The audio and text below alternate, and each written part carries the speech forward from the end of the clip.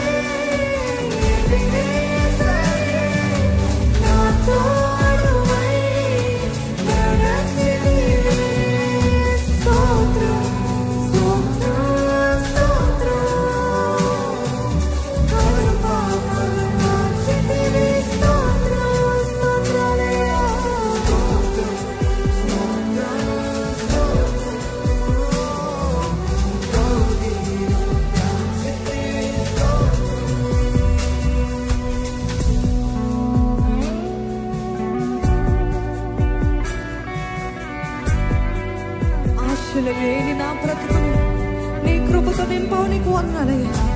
నీవు చూపిన ప్రేమను నేను పాడగా పదములే సరిపోవు తండ్రి. ఆయన ప్రేమ తలపోసుకుంటూ, ఆయన ప్రేమని తలంచుకుంటూ, ఆశ ఒకప్పుడు ఆశ లేదు, అసలు నేను బ్రతుకుతానా అనుకున్న పరిస్థితిలో దేవా ఈరోజు నన్ను నిలబెట్టుకున్నావు, నీకు వందనాలయ్యా.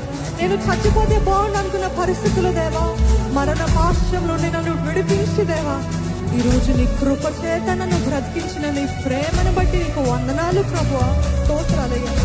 కృతజ్ఞత కృతజ్ఞత. ఎవరు కూడా మౌనం ఉండక ప్రతి మేలుని పేరు వరుస్తున్నా దేవునికి స్తుతులు చెల్లిస్తారు.